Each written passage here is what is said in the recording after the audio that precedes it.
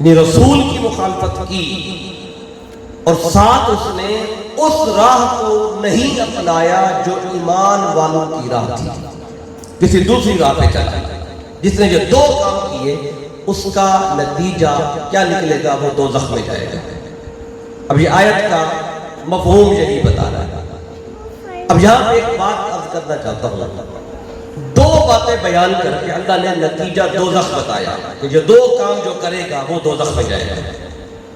اب دیکھیں، اگر اللہ اتنا بتا دیتا کہ جو بندہ رسول کی مخالفت کرتا ہے وہ دوزخ میں جائے گا، کیا دوزخ میں جانے کے لیے رسول کی مخالفت کافی نہیں تھی کیا؟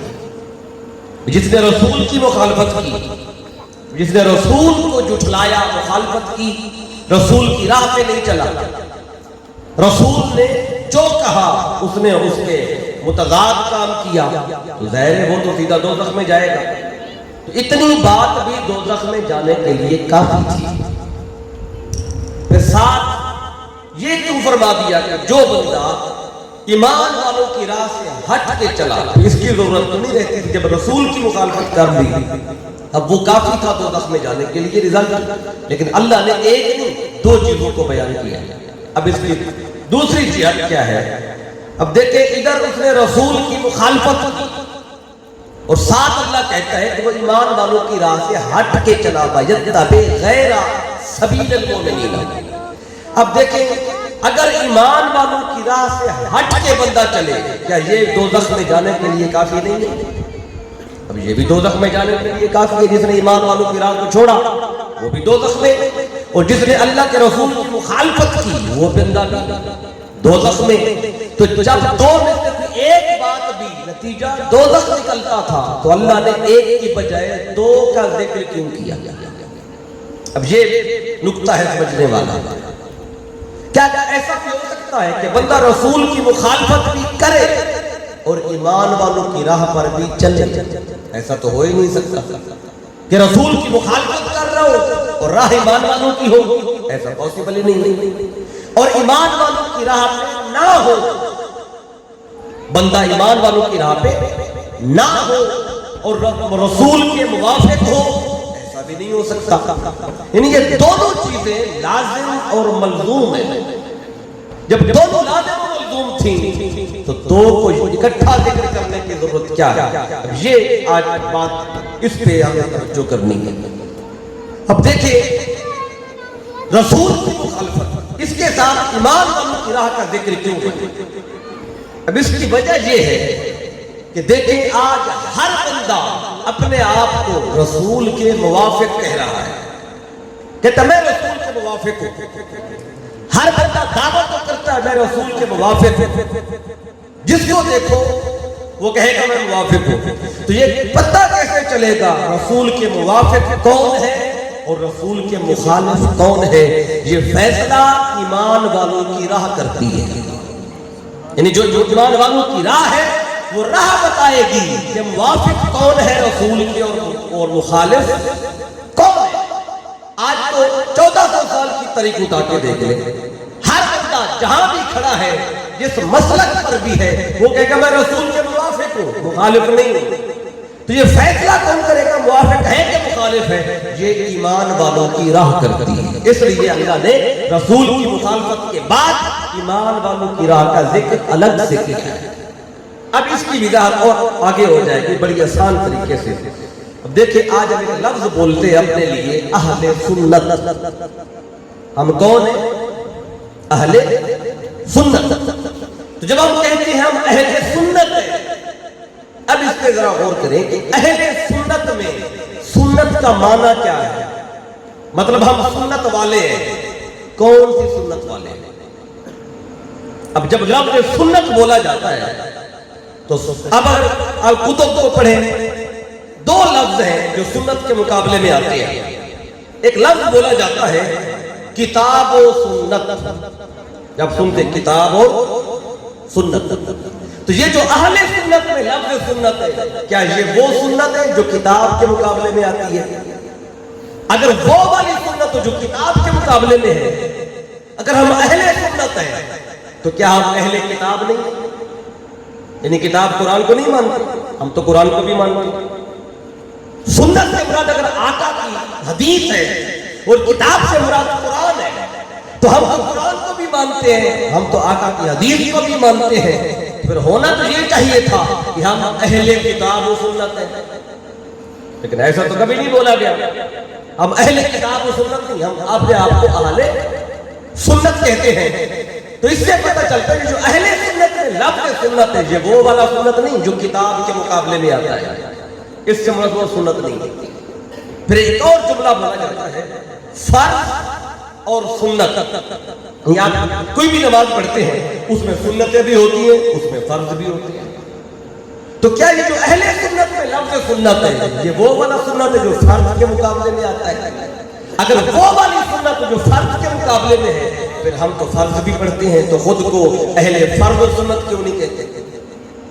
تو اس سے واضح ہو جاتا ہے کہ جب ہم کہتے ہیں ہم اہل سنت ہیں تو اس سنت میں نہ وہ فرض بات کے مقابلے والی سنت ہوتی ہے اور نہ ہی کتاب کے مقابلے والی سنت ہوتی ہے. جب ہم کہتے ہیں ہم اہل سنت ہیں تو اس سنت سے مراد پھر سوچنا پڑے گا کون سی سنت ہے. اب ہم سارے بیٹھے تو اہل سنت ہیں, اب بڑے بڑے سے پوچھ لیں اہل سنت ہے تو کیا مطلب ہے, کون سی والی سنت؟ کیا فرض نہیں ہے, ہم اہل فرض نہیں ہے؟ کیا ہم اہل کتاب نہیں ہے, قرآن نہیں ہے ہمارے پاس؟ قرآن بھی ہے, فرض بھی ادا کرتے ہیں, لیکن جہاں سنت وہ سنت نہیں ہے. پھر آپ سوچیں گے کہ یہ سنت کون سی ہے.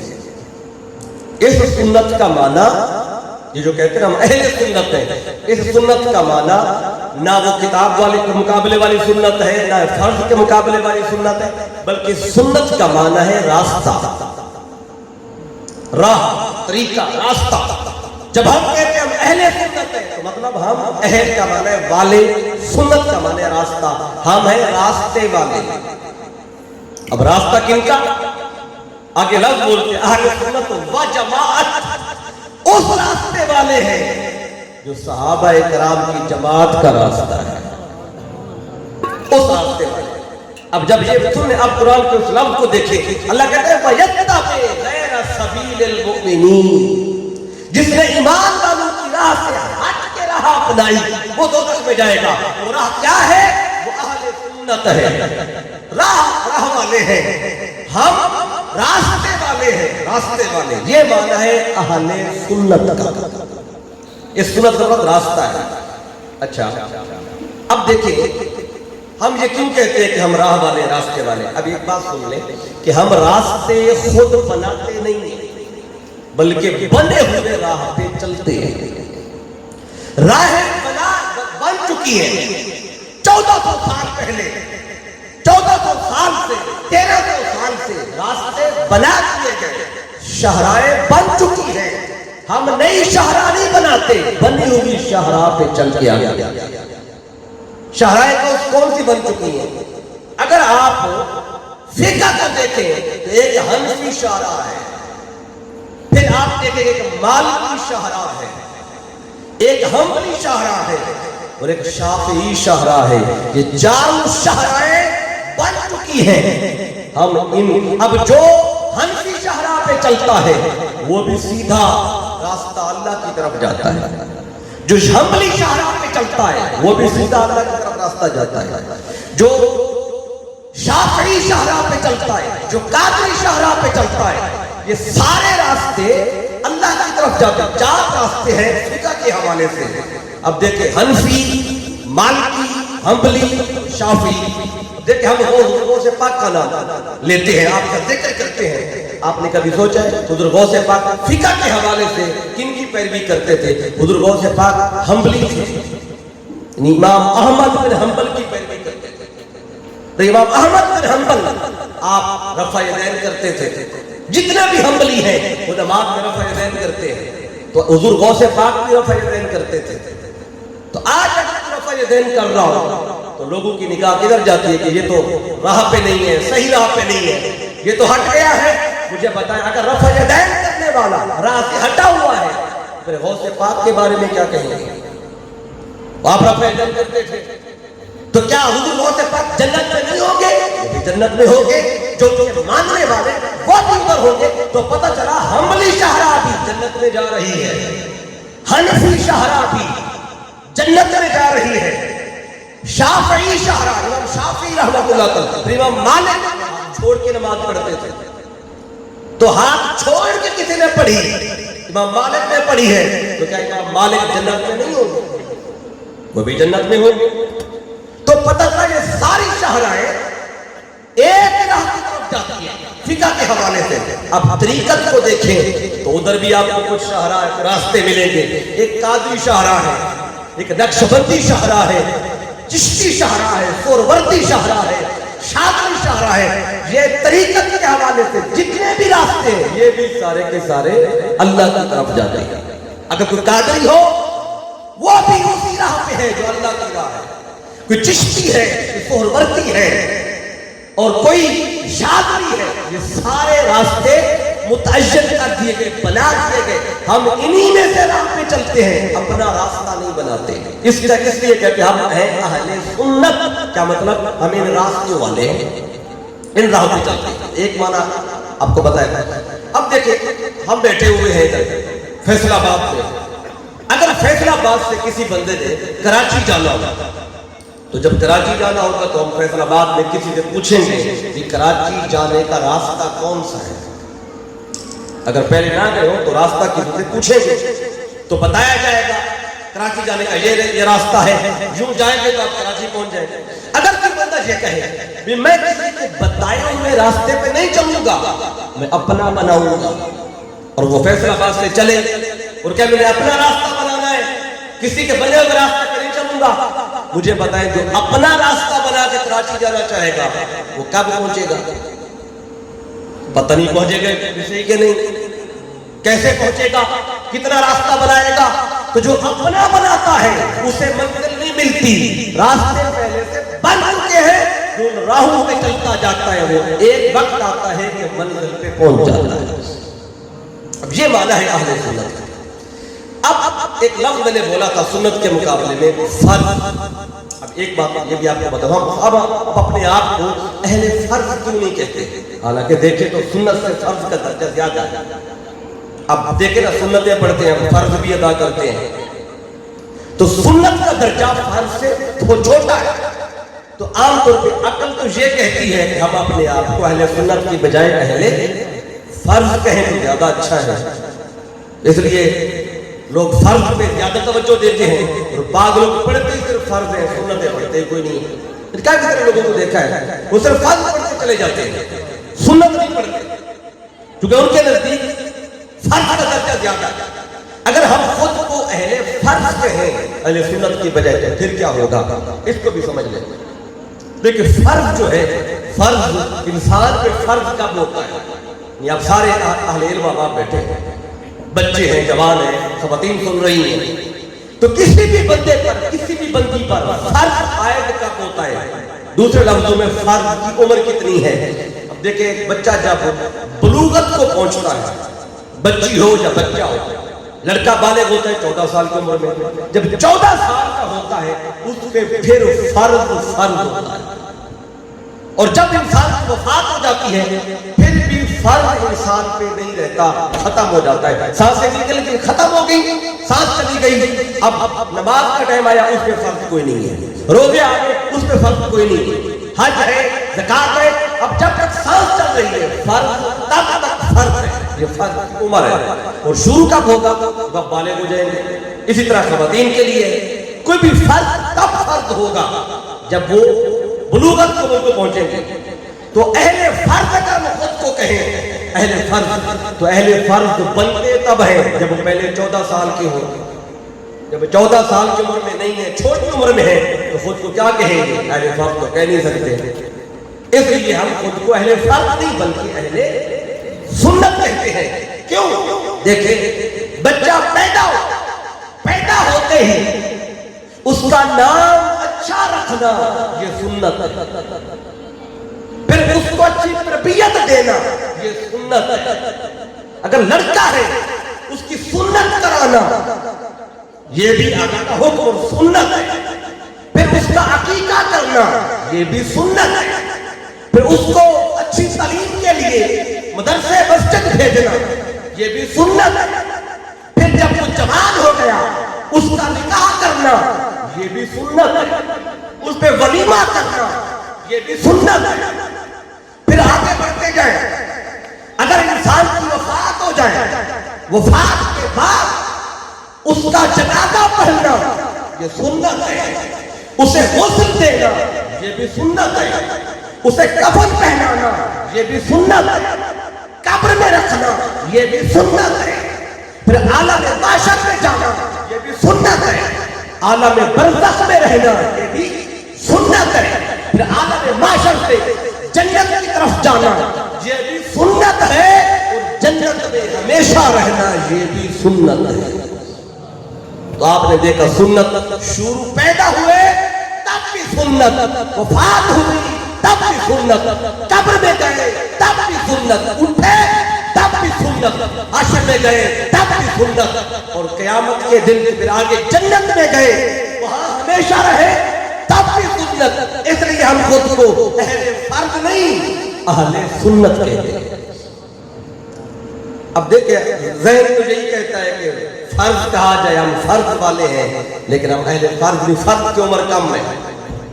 اب آگے بڑھنا، یہ میں نے دو طرح سے آپ کو سنت کا معنی بتایا۔ ہم اہل سنت کہتے ہیں تو اہل سنت سے مراد یہ کتاب کے مقابلے والی سنت نہیں ہے اور نہ ہی فرض کے مقابلے والی سنت ہے، یہ سنت معنی راستہ۔ اور تیسرا ایک اور لفظ بولا جاتا ہے سنت کے مقابلے میں بدعت، ایک سنت ہے ایک بدعت، یہ بھی حدیث میں آمنے سامنے لفظ آئے ہیں، تو اس کا بھی آپ کو بتا دوں اور اسی سے کچھ راہیں اور بھی اس سے کھلیں گے۔ اب دیکھیں سنت کے مقابلے میں بولا جاتا ہے بدعت، اور بدعت کا لفظ آپ اکثر سنتے ہیں، کوئی بھی اچھا کام کوئی کر رہا مباح عمل ہو جائز ہو، کچھ دوست کہہ دیتے ہیں کہ یہ بدعت ہے، اور کوئی اور عمل دیکھے اچھا ہو رہا ہو کہ یہ بھی بدعت ہے، یہ بھی بدعت ہے، اور جس عمل کے لیے آج ہم جمع ہو کر بیٹھے ہیں یعنی میلاد کی محفل ہے تو بعض لوگ کہہ دیتے ہیں یہ محفل بھی کہہ دیتے ہیں بدعت ہے، اس پر بھی زیادہ شور ہوتا ہے۔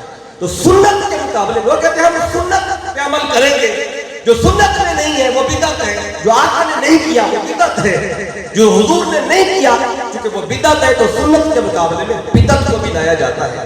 اور ایک حدیث ہے جسے بڑے دھڑلے کے ساتھ ہر جمعے پہ پڑھا بھی جاتا ہے، میں حدیث صحیح ہے اس میں کوئی شک نہیں ہے، لیکن اس کی امپلیمنٹیشن 100% غلط کی جاتی ہے۔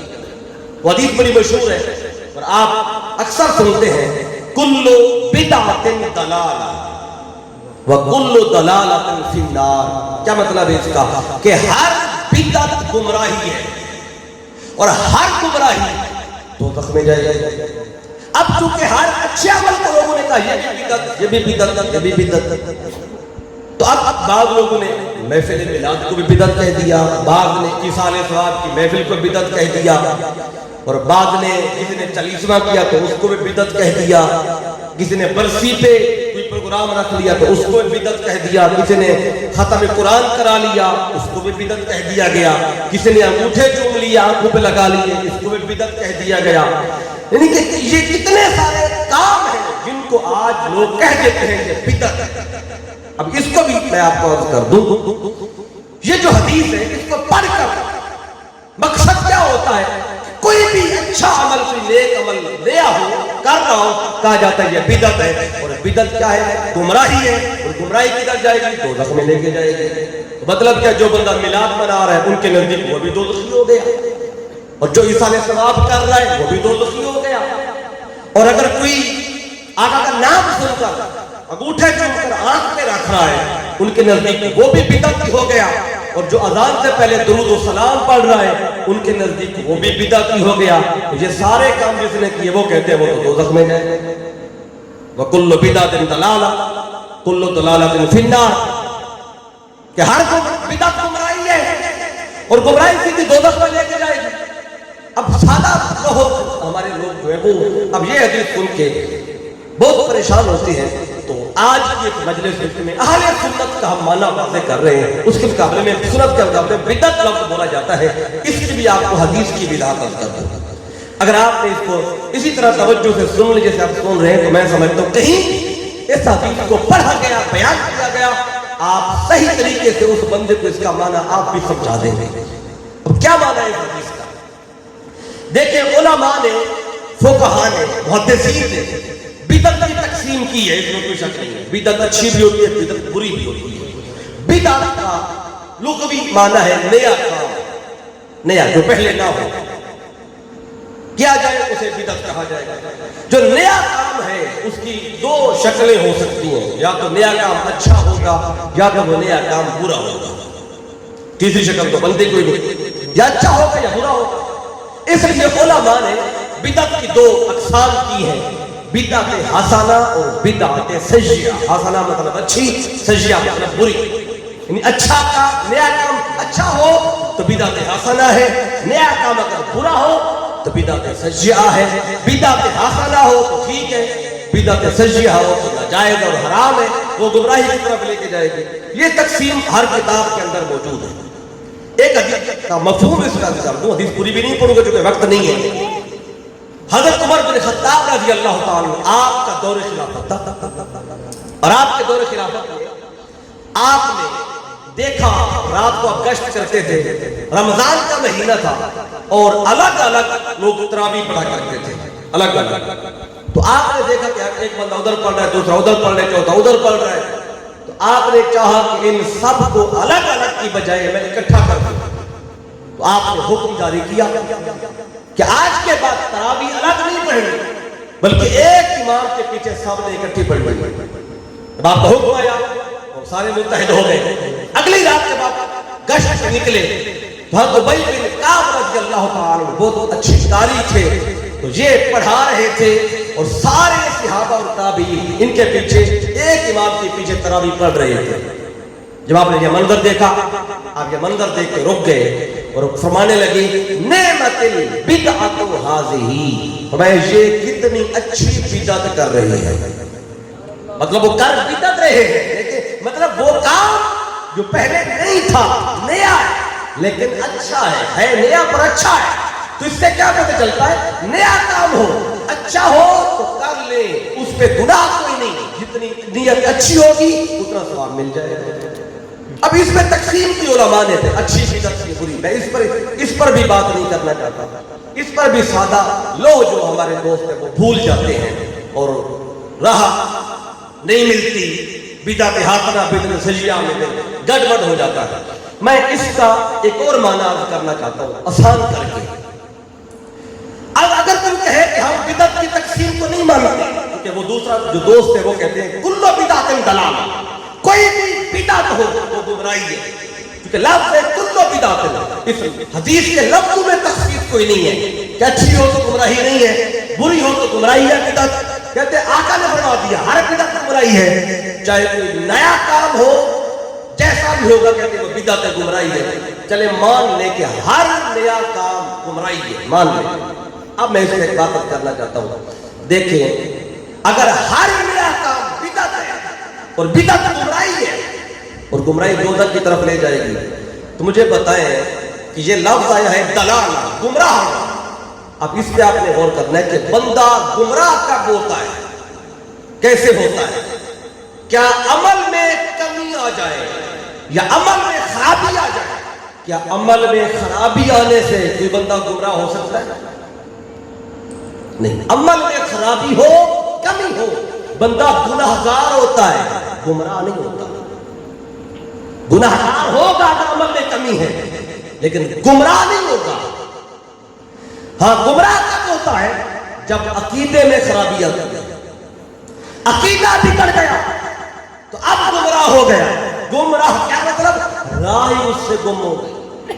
جب راہ گم ہو گئی تو راستے سے ہٹ گیا، راستے سے ہٹ گیا تو اہل سنت نہیں رہا، اہل سنت نہیں رہا تو دوزخ میں گیا۔ اب گمراہ کب ہوتا ہے بندہ؟ جب برا عقیدہ ہو، نیا عقیدہ، برا عقیدہ۔ اب یہ جو حدیث ہے کل بدعت ضلالہ، اس کا مطلب یہ نہیں ہے کہ ہر نیا کام بدعت ہے، اس کا معنی ہے ہر نیا عقیدہ گمراہی ہے، بدعت ہے۔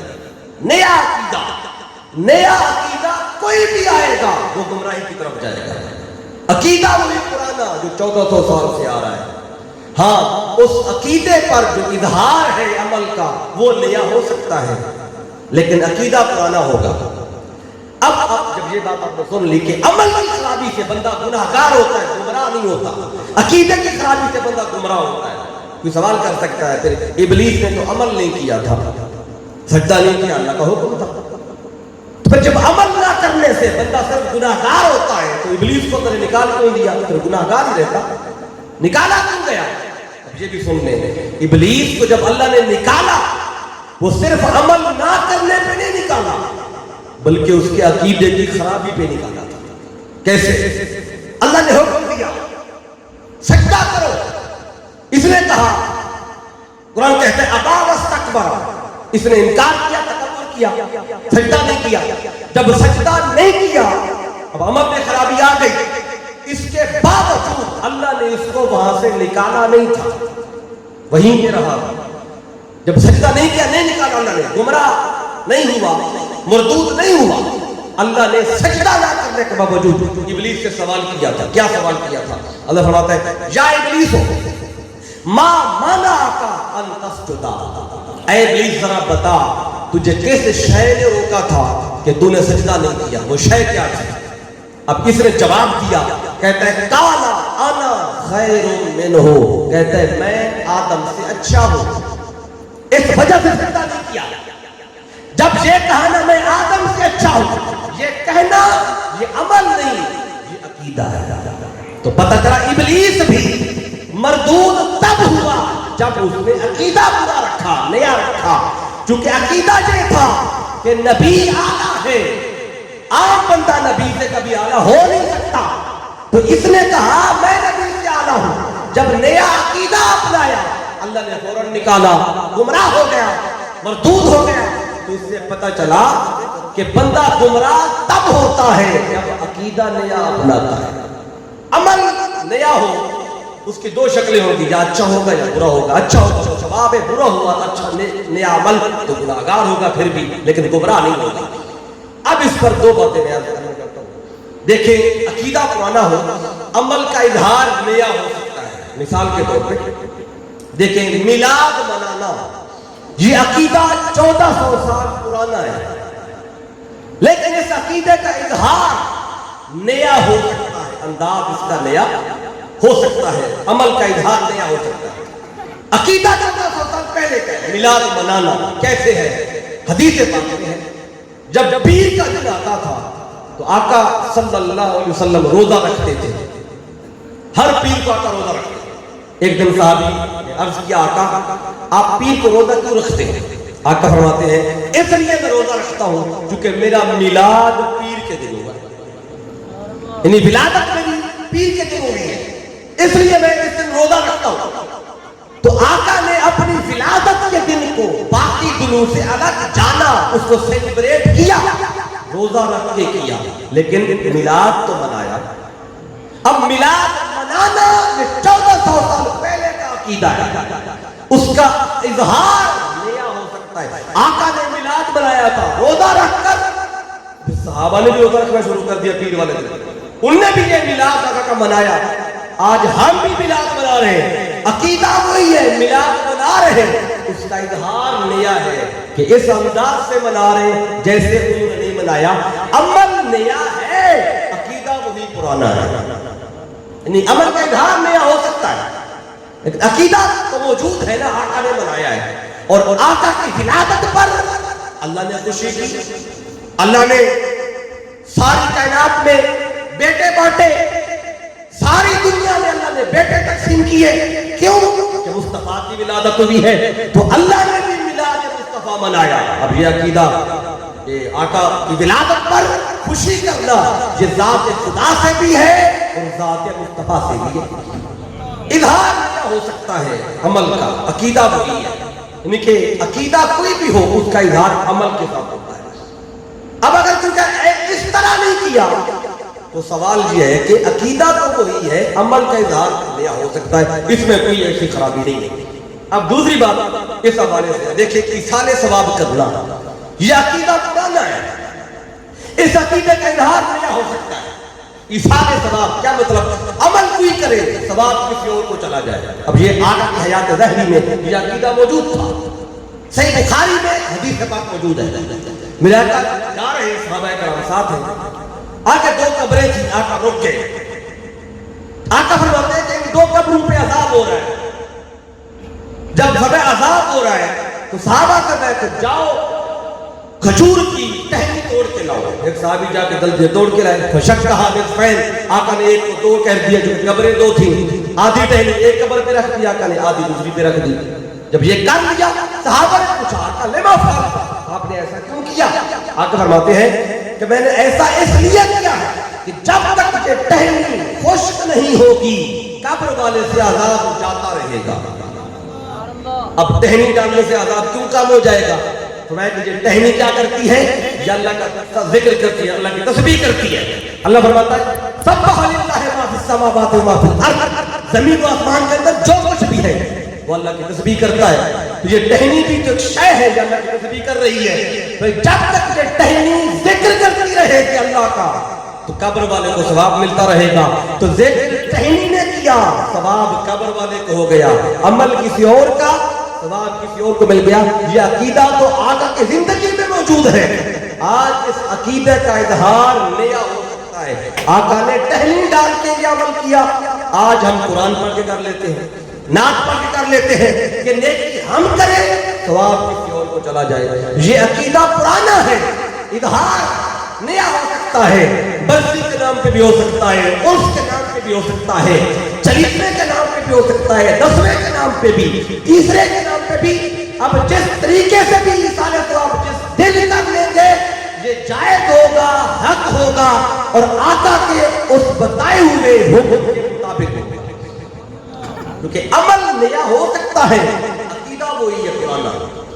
عقیدہ ہمیشہ پرانا رہے گا، نیا عقیدہ جب بھی اپنائیں گے وہ گمراہی ہے۔ کل بدعۃ ضلالہ، معنی یہ ہے ہر نیا عقیدہ گمراہی ہے۔ عقیدہ کوئی بھی نیا ہوگا وہ گمراہی ہے۔ عقیدہ نیا اچھا ہو ہی نہیں سکتا، برا عقیدہ ویسے برا ہے، نیا ہو یا برا، لیکن کوئی بھی نیا عقیدہ ہوگا وہ ہوگا ہی گمراہی۔ اس لیے عقیدے وہی ہے جو ان کا اظہار نیا ہونا، اس میں کوئی قباحت نہیں ہے۔ اب دیکھیں، اب اہل ایمان بیٹھے ہیں، ہر محلے میں مسجد ہے، جو سامنے مسجد ہے، اب مسجد میں داخل ہو، دروازے کے اوپر دو مینار نظر آ رہے ہیں، اندر جائے کہ مسجد میں بہت بڑا مینار ہوگا۔ میں آپ سے پوچھنا چاہتا ہوں، مسجد بنانا یہ تو آقا کی حیات میں ثابت ہے، مسجد کا مینار کوئی ثابت کر دے، یعنی آقا کی حیات ظاہری میں جتنی مسجدیں بنی کسی مسجد کا مینار کوئی نہیں تھا۔ اب اگر ہر نیا کام گمراہی ہے اور گمراہی دوزخ میں لے کے جائے گی تو پھر مسجدوں کے مینار تو ان نے بھی بنا رکھے ہیں جو ہر نئے کام کو، اچھے کام کو بدعت کہہ دیتے ہیں۔ پھر یہ مینار جو ہے یہ تو آج ہر مسجد میں ہے، یہ سامنے مسجد ہے، مینار نظر آ رہا ہے آپ کو نا، اندر جائیں تو مینار اور پھر باہر مینار۔ تو اگر ہر نیا کام گمراہی ہے تو پھر تو مینار بنانا بھی پھر بدعت بن گیا، وہ بھی گمراہی، پھر جس نے مینار بنائے وہ بھی دوزخ میں۔ پھر اگر ہر بدعت کو گمراہی کہنا ہے پھر تو مسجدوں کے مینار بنانے والے بھی دوزخ میں گئے، پھر کس کس کو بچائیں گے؟ جنت میں کون جائے گا؟ یہ اس کی غلط شرح ہے جس نے بھی کی ہے، کل بدعۃ ضلالہ۔ اس کا معنی ہر نیا عقیدہ گمراہی ہے۔ مسجد بنائی گئی یہ آقا کی حیات ظاہری سے موجود ہے، اور مسجدوں کے اندر اس کی آرائش کرنا، زیبائش کرنا یہ نیا کام ہے، لیکن یہ اسی حکم کے اندر ہے، نیا کام ہے پر اچھا ہے۔ کیوں کیا ایسا؟ کبھی سوچے مینار کیوں ہے؟ اب دیکھیں ایک بندہ اگر کسی ایسے شہر میں چلا جائے جہاں پہلے نہ گیا ہو، اثر کا ٹائم تھوڑا ہوتا ہے نماز کا، مغرب قریب ہو، 10 منٹ رہتے ہو، اگر وہ کراچی پہنچے، کوئٹہ پہنچے، پہلی بار اس نے نماز پڑھنی ہے، اب وہ اگر مینار نہ ہوتا مسجد کا، ادھر جاتا ادھر جاتا ڈھونڈتا، شاید گھنٹہ لگ جاتا، شاید 2 گھنٹے لگ جاتے مسجد ڈھونڈنے میں، اور ٹائم نماز کا ختم ہو رہا ہے۔ اب چونکہ مینار بنا دیا گیا تو 1 کلومیٹر دور سے پتہ چل جاتا ہے کہ یہ مسجد ہے۔ یہ ایک اچھی شے ہے جو انسان کو مسجد کا پتہ دیتی ہے، اس لیے یہ بنا دیے گئے، اس لیے امت نے اتفاق کیا۔ اب دیکھیں ہر نیا کام اگر کہیں گمراہی کا بدعت ہے جو آقا نے نہیں کیا، صحابہ نے نہیں کیا، اگر وہ بدعت ہے تو قرآن پاک تو ہر گھر کے اندر موجود ہے، ہر بندہ قرآن پڑھتا ہے۔ مجھے بتائیں یہ قرآن پاک کے اوپر جو زبر اور زیر اور پیش اور اس کے اوپر جو جذب، یہ جو سارے کے سارے اس کے اعراب ہیں، یہ اعراب نہ مصطفیٰ نے لگائے تھے نہ خلفاء نے لگائے تھے، اعراب بھی نہیں تھے اور نقطے بھی کوئی نہیں تھے، یہ نقطے بھی بعد میں لگے قرآن پر، یہ اعراب بھی سارے کے سارے بعد میں لگے۔ تو اگر ہر نیا کام گمراہی ہے جو آقا نے نہیں کیا، صحابہ نے نہیں کیا، پھر تو پھر قرآن پاک کے اندر بھی معاذ اللہ کہے کہ پھر بدعت آ گئی ہے۔ نہیں، نیا کام ہو لیکن اچھا ہو، کر لے، جتنی نیت اچھی ہوگی اتنا اجر ملے گا۔ اب قرآن پہ نقطے کیوں لگے، زبر زیرے کیوں؟ کہ ہم اجمی لوگ ہیں، عرب کے لیے ضروری نہیں تھا، ان کی مادری زبان تھی عربی، ہم عربی نہیں جانتے تھے، ہمارے لیے زبر زیرے بھی لگ گئی، نقطے بھی لگ گئے تاکہ اجمی بھی قرآن کو پڑھ کر قرآن سے فائدہ حاصل کر سکے۔ ضروری تھی، نیا کام تھا، کر لیا۔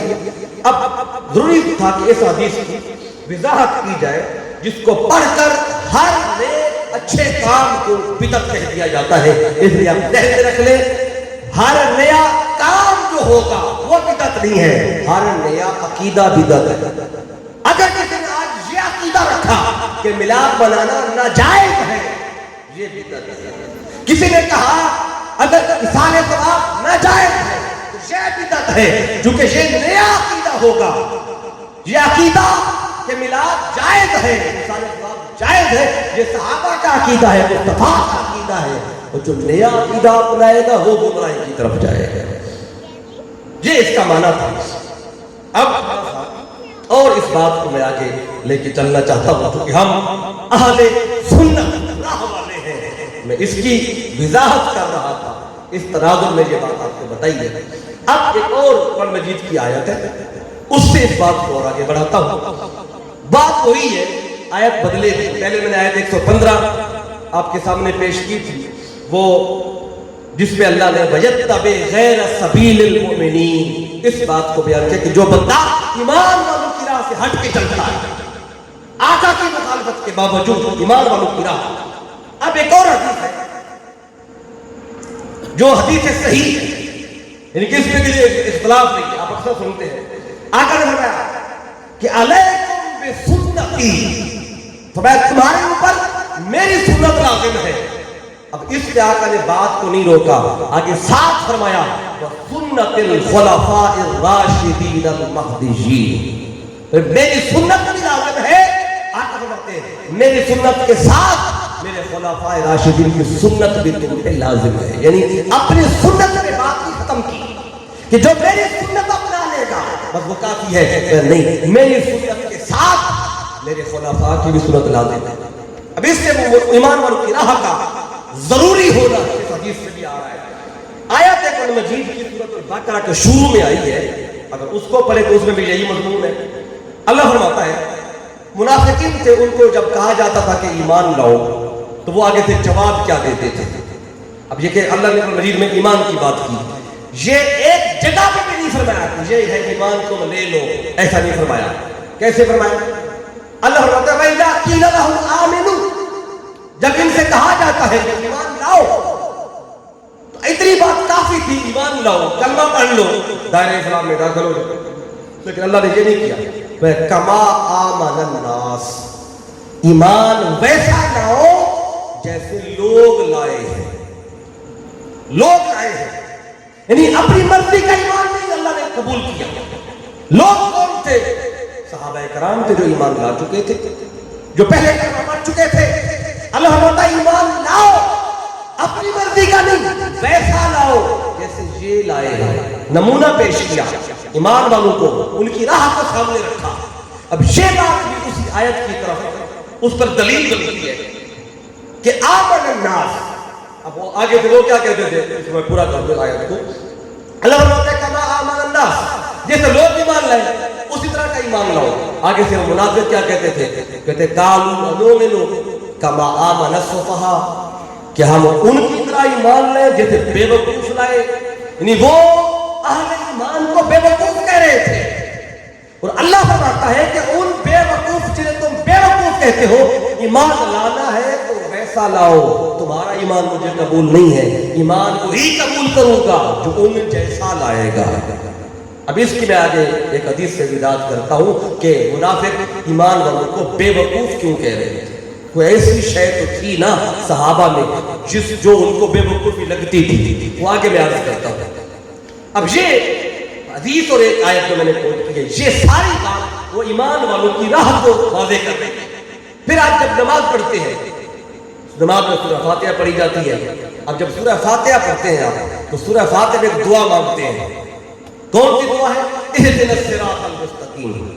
کیا مطلب ہے؟ باری تعالیٰ ہمیں سیدھی راہ دکھا یا سیدھی راہ پہ چلا۔ اچھا ہم ہر نماز میں کہتے ہیں مولا سیدھی راہ دکھا، وہ سیدھی راہ کیا ہے؟ آگے اللہ فرما دیتا سیدھی راہ قرآن کی راہ ہے، اللہ فرما دیتا سیدھی راہ مصطفیٰ کی حدیث کی راہ ہے، سیدھی راہ مصطفیٰ کی سنت کی راہ ہے، اللہ فرما دیتا۔ لیکن اللہ نے قرآن کے شروع میں بتا دیا صراط الذین انعمت علیہم، سیدھی راہ ان لوگوں کی راہ ہے جن پہ میرا انعام ہو چکا ہے، اور جو اس راہ پہ چلتے چلتے مجھ تک پہنچ چکے ہیں۔ اب تم نے بھی اگر سیدھی راہ پہ چلنا ہے تو سیدھی راہ کی اور نہیں، میرے انہی بندوں کی راہ ہے۔ وجدت غیر سبیل المؤمنین، جو ایمان والوں کی راہ سے ہٹ کے چلا وہ راہ راست سے ہٹ گیا، صراط مستقیم سے ہٹ گیا۔ اس لیے آقا کی سنت کے ساتھ اللہ نے ایمان والوں کی راہ کو لازم کر دیا۔ یہ ایمان والوں کی راہ بتاتی ہے مصطفیٰ کے مخالف کون ہے اور مصطفیٰ کے موافق کون ہے۔ اگر ان کو چھوڑ دیں گے تو پھر راستہ گم ہو جائے گا، بھول جائے گا۔ اب یہ جو راہ میں آپ کو بتا رہا ہوں، جو کہ ہم راہ والے ہیں، راستہ جو پہلے سے بنا دیا گیا ہے، اگر آج ایک بندہ یہ کہے کہ میں زیادہ پڑھا ہوا نہیں ہوں، نہ دین کی تعلیم ہے نہ دنیا کی تعلیم ہے، تو میں کس طرح راہ پہ چلوں؟ اب یہ بات سب کے لیے ہے خاص۔ ہر بندہ تو قرآن اور سنت کا اور حدیث کا کامل علم نہیں رکھتا، تو وہ راہ پہ چلنا چاہے تو کیا کرے؟ اب اپنے بحاث پر تو وہ پڑھ کے سمجھ کے وہ راہ تو نہیں ڈھونڈ سکے گا۔ تو اب جو بندہ پڑھا ہوا نہیں ہے زیادہ، تو اب کیا کرنا ہے اس نے؟ اس کے لیے بڑا آسان کام ہے، وہ پہلے جو جا چکا ہے منزل کی طرف اسی کو فالو کر لے، اسی کے پیچھے چلے، تو اس کے پیچھے چلتا جائے، خود نہیں جانتا لیکن اگلے پر نگاہ ہے، اس پہ نگاہ ہوگی، وہ پہنچے گا تو یہ بھی پہنچ جائے گا۔ اب یہ بات اس میں دو جملے سن لیں کہ اس میں ہر بندے کے لیے پیغام ہے۔ اگر کوئی بندہ نہیں تعلیم حاصل کر سکتا، پڑھا ہوا نہیں ہے، انگوٹھا لگاتا ہے، کوئی نہ دنیا کی تعلیم حاصل کر سکا، نہ دین کی، نہ مدرسہ گیا نہ سکول گیا، اب وہ بھی سیدھی راہ پہ رہنا چاہتا ہے، کیا کرے؟ وہ اپنے سے آگے والے بندے کو فالو کرے جو اس سے پہلے گیا ہے، جو منزل میں پہنچ چکا، اب اس کو فالو کریں گے تو پیچھے چلتے چلتے بھی بندہ پہنچ جاتا ہے۔ دو باتیں ہیں کہ جو اگلا بندہ ہے اس سے نظر ہٹنے نہ پائے اور پیچھے چلتے ہوئے قدم اس بندے کا رکنے نہ پائے، کیونکہ یہ دو چیزیں ہوگی تو یہ کبھی گمراہ نہیں ہوگا۔ نظر ہٹنے نہ پائے، نظر ہوگی تبھی فالو کرے گا، اور نظر ہو قدم رک جائے پھر اگلا گم ہو جائے گا۔ تو یہ دو چیزیں لازم ہیں، نظر ادھر ہو قدم ادھر چل رہا ہو، تو نظر کا اگلے بندے پہ رکھنا یہ عقیدہ ہے، اور قدم کا چلتے رہنا یہ عمل ہے۔ عمل بھی جاری ہو، عقیدہ بھی صحیح ہو تو منزل بندے کو مل ہی جاتی ہے۔ اب آپ نے دیکھنا ہے اگلے جو منزل پہ پہنچ چکے وہ کون ہیں؟ جو منزل پہ پہنچ چکے ہیں وہ خواجہ اجمیر ہے، وہ حضور داتا صاحب ہے، وہ حضور غوث پاک ہے، وہ شاہ عالم ہے، وہ شاہ سلیمان کوثری ہے، وہ ہر اللہ کا ولی ہے۔ چلتے چلتے اس منزل پہ پہنچ چکا ہے، ہم نے نگاہ اس پہ رکھنی ہے اور قدم چلتا رہے، قدم بھی نہ رکنے پائے۔ قدم رک گیا آپ کے نگاہ تو ہے پھر بھی آپ نہیں پہنچ پائیں گے، کیونکہ اگر نگاہ رہے اولیاء پر اور قدم رک جائے. قدم رکنے کا معنی کیا ہے؟ عمل چھوڑ دے. یعنی کہ نسبت تو لے لے, عمل نہ کریں. داتا صاحب کی نسبت تو لے لی, پر داتا صاحب کی تعلیمات کو چھوڑ دیا. غوث پاک کی نسبت تو لے لی, ان کی تعلیمات کو چھوڑ دیا. اگر فقط نسبت لے لے, عمل چھوڑ دے, تب بھی منزل نہیں ملے گی. اور اگر عمل تو کرے لیکن اللہ والوں کی نسبت نہ ہو, تب بھی منزل نہیں ملتی. تو منزل وہی کو ملے گی جو نسبت بھی رکھے اور پھر ان کی تعلیمات بھی چلتے بھی چلے, نگاہ ہٹنے نہ پائے اور قدم رکنے نہ پائے. یہ دو چیزیں کر لی تو پھر منزل سے کوئی بندہ آپ کو ہٹا ہی نہیں سکتا. اب ہم چونکہ راستے والے ہمیں اس کی وضاحت ایک بات اور عرض کرنا چاہتا ہوں. دیکھیں میرے آقا صلی اللہ علیہ وسلم نے اپنی ذات کے ساتھ آگے اپنے غلاموں کی راہ کو بھی ہمارے لیے لازم کیا. اب اس پر میں ایک اور بڑی حدیث پاک, بڑی شاندار حدیث پاک آپ پہلے بھی سنتے ہیں. اب اس میں میرے آقا صلی اللہ علیہ وسلم نے فرقوں کا بتایا کہ کتنے فرقے بنے گے قیامت تک, اور جب فرقے بنے گے ان میں کتنے ہوں گے جو جنت میں جائیں گے. اب یہ بھی آقا نے 1400 سال پہلے بتایا. اب حدیث یہ جو ہے فرقوں کے حوالے سے یہ 3 کتابیں تو سیاہ ستہ کی ہیں, ان میں آئی ہے, اور ایک امام حاکم کے المستدرک میں بھی آئی ہے. میں حوالہ بھی ساتھ دے دوں گا, لیکن اب یہ اس کو میں آپ سن لیں. آقا نے فرمایا, یہ عوف بن مالک اشجعی رضی اللہ تعالی آپ روایت کرتے ہیں. آقا فرماتے ہیں افترقت اليہود علی 71 فرقۃ. آقا فرماتے ہیں یہودیوں میں 71 فرقے بنے تھے. یہودیوں کے اندر 71 فرقے بنے. فواحدۃ فی الجنہ, 71 میں سے آقا نے فرمایا ایک جنت میں گیا. وسبعون فی النار, اور 70 دوزخ میں گئے. ٹوٹل کتنے بنے تھے یہودیوں میں؟ 71. 71 میں سے جنت میں ایک گیا اور 70 دوزخ میں گئے. پھر آقا فرماتے ہیں وَافْتَرَقَتِ النَّصَارَى عَلَىٰ 72 فرقہ. آقا فرماتے ہیں جو عیسائی ہیں ان میں 72 فرقے بنے. 72 میں سے کیا ہوگا؟ فَإِحْدَى فِي النَّارِ وَوَاحِدٌ فِي الْجَنَّةِ. کہ 72 میں سے 71 دوزخ میں گئے, ایک جنت میں گیا. اب یہودیوں میں 71 تھے, 70 دوزخ والے, ایک جنتی. عیسائیوں میں 72 فرقے, 71 دوزخ میں, ایک جنتی. اب آقا نے اس امت کی بات کی. والذی نفس محمد بیدہ, آقا کہتے ہیں مجھے اس ذات کی قسم ہے جس کے قبضہ قدرت میں میری جان ہے, تفترقن امتی علی 73 فرقۃ. آقا کہتے ہیں میری امت میں 71 نہیں 72 نہیں بلکہ اس امت میں 73 فرقے بنے. واحدۃ فی الجنہ, 73 میں سے آقا نے بتایا ایک جنت میں جائے گا. وَسِنْتَانُ سَبْعُونَ فِي النَّارِ, اور اس امت میں 72 فرقے دوزخ میں جائیں گے. اب 73 بننے ہیں, آقا نے بتایا 73 میں سے جنت میں جانے والا ایک ہے اور دوزخ میں جانے والے 72. اب مسئلہ بن گیا, اب وہ ایک کون سا ہوگا جو جنت والا ہے, اور وہ 72 کون سے ہیں, ان کی نشانیاں کیا ہے. اب صحابہ کرام نے جب یہ سنا نا تو انہوں نے کام آسان کر دیا. آقا سے یہ نہیں پوچھا آقا وہ 72 جو دوزخ والے ہیں ان کی نشانی بتائیں, یہ بھی دوزخی, یہ بھی ان کی نشانی بتائیں.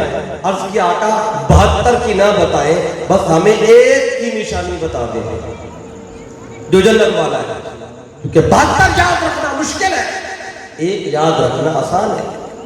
72 کون یاد رکھتا.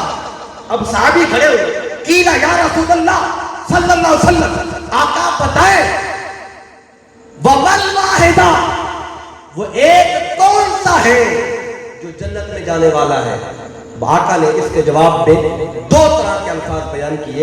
بعض حدیث میں آیا ہے کہ الجماعت, وہ جماعت ہوگی جنت میں جائے گی, اور بعض کتب میں آیا ہے آقا نے فرمایا من کان علی مثل ما انا علیہ واصحابی, وہ جنت جائے گا جس پر میں ہوں، جس راستے پر، اور پھر میرے ساتھ میرے صحابہ، وہ جنت والا ہے۔ اب دیکھیں جس طرح اللہ نے قرآن میں مصطفیٰ کا راستہ اور مومنین کی راہ کا راستہ ان کو جمع کیا تھا، یہ کہہ کر وَمَن يُشَاقِقِ الرَّسُولَ مِن بَعْدِ مَا تَبَيَّنَ لَهُ الْهُدَىٰ وَيَتَّبِعْ غَيْرَ سَبِيلِ الْمُؤْمِنِينَ۔ جعلنا نے ان دو کو جمع کیا، آقا نے اپنی حدیث میں انہی دو کو پھر جمع کیا، کہ وہی جنت میں جائے گا ما انا علیہ ہے، جو میرے راستے پہ ہوگا، وہ اصحابی، پھر میرے صحابہ کے راستے پر بھی ہوگا۔ اگر صرف مصطفیٰ کے راستے پہ ہو تو کیا جنت میں نہیں جائے گا؟ اب ایک انسان کے ذہن میں سوال آتا ہے، تو آقا جس راستے پر آپ ہیں اگر اتنا بتا دیتے جس راستے پر میں ہوں وہی جنت میں جائے گا، پھر کا تو آقا یہ کافی نہیں تھا، تو آقا نے اپنے ساتھ اپنے صحابہ کو کیوں لازم کیا؟ اب اسی بات پر میں گھنٹے سے بات کر رہا ہوں کہ آقا نے اپنے ساتھ اپنے علاوہ اور کو شامل کیا۔ اب میں زیادہ دیر پہ نہیں روکتا، آج اس کا میں آپ کو جواب بھی عرض کر دیتا ہوں۔ وجہ کیا ہے؟ اب دیکھیں آپ اہل علم بیٹھے ہوئے سکول میں یا مدرسہ میں ایک لفظ بولا جاتا ہے اسوہ کامل، اسوہ حسنہ۔ کیا مطلب ہے اس کا؟ آقا کی زندگی، اسوہ کہتے ہیں طریقے کو، کامل یعنی جس کی زندگی میں ہر شے مل جائے اسے کہتے ہیں اسوہ کامل، جس کی سنت میں ہر شے مل جائے اسے کہتے ہیں اسوہ کامل۔ اب ہر کتاب میں لکھا ہے، اسلامیات کتاب میں اسوہ کامل آقا کی ذات پاک۔ اب قرآن کی آیت ہے، قرآن کبوت میں اللہ فرماتا ہے لَقَدْ كَانَ لَكُمْ فِي رَسُولِ اللَّهِ أُسْوَةٌ حَسَنَةٌ۔ اگر کسی کو راستہ چاہیے تو مصطفیٰ کی حیات سے ملے گا۔ اب اس کا معنی کیا ہے؟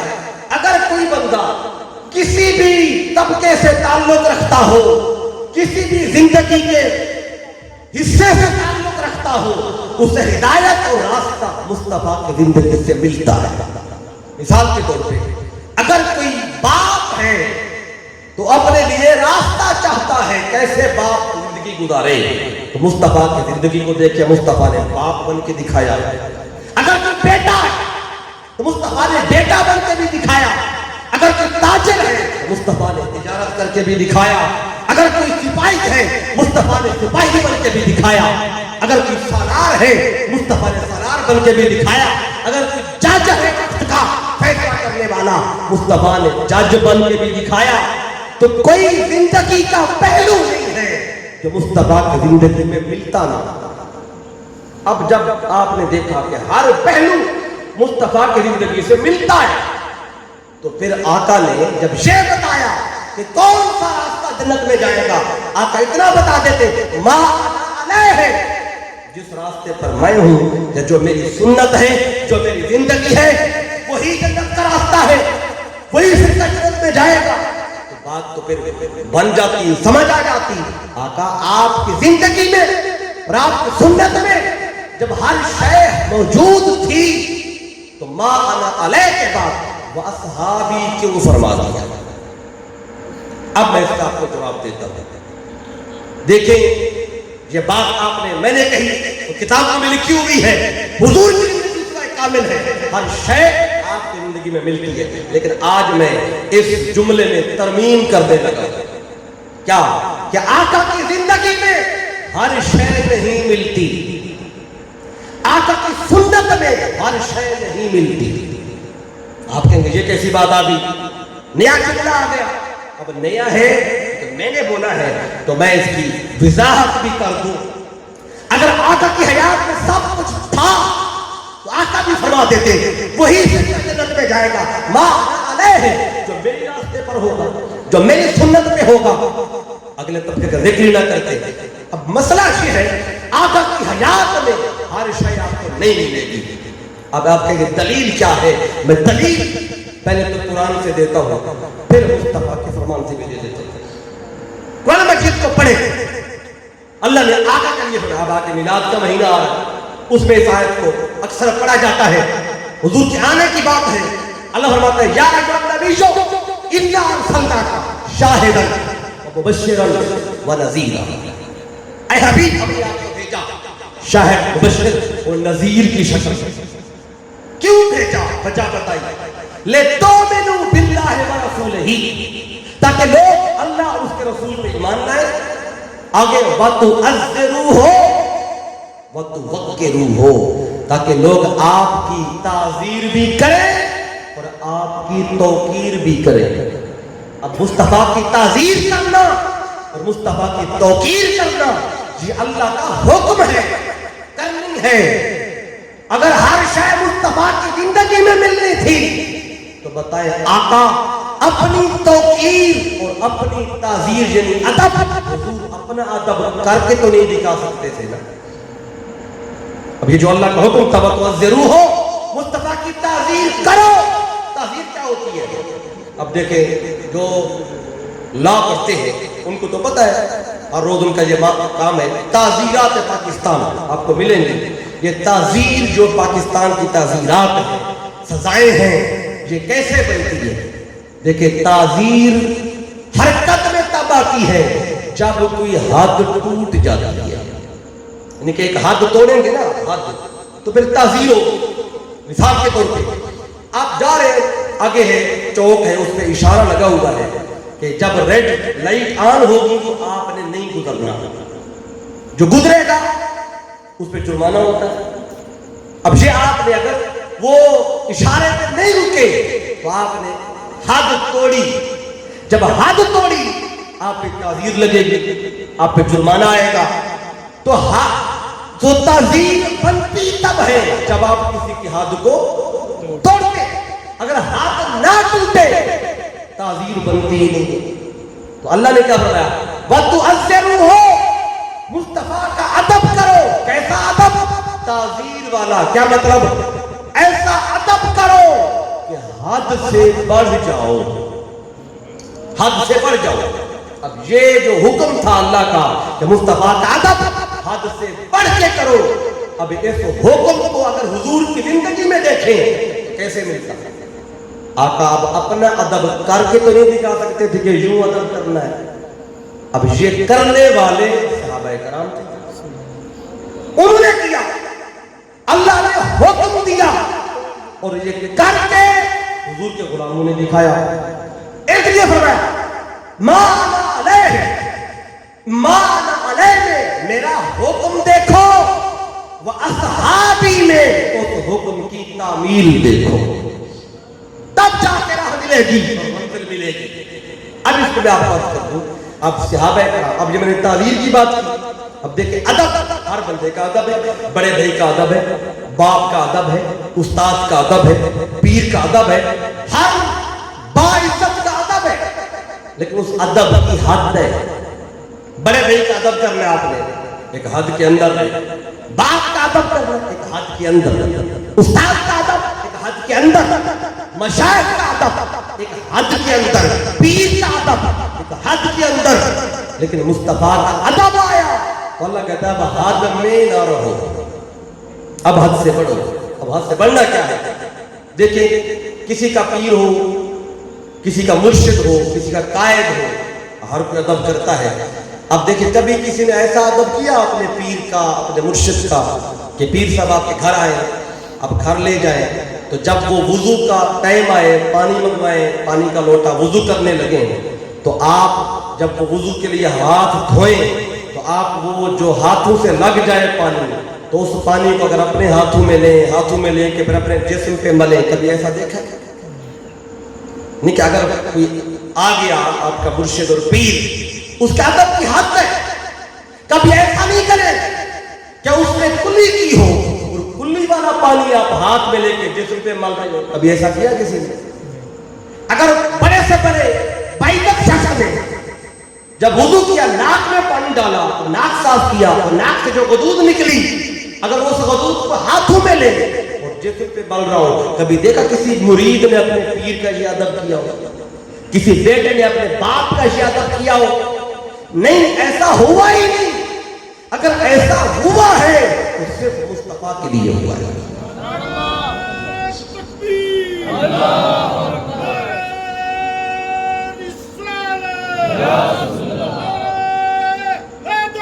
یا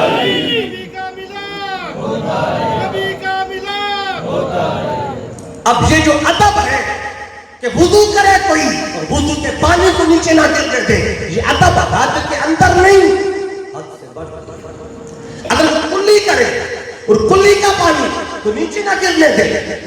ایک ادب تو یہ ہے کلی کرے پانی ہاتھ میں لے کے سائڈ پہ جا کے ڈول کے آ جائے، یہ بھی ایک ادب ہے، لیکن اس کلی والے پانی کو بھی بجائے زمین میں پھینکنے کے جسم پہ ملے۔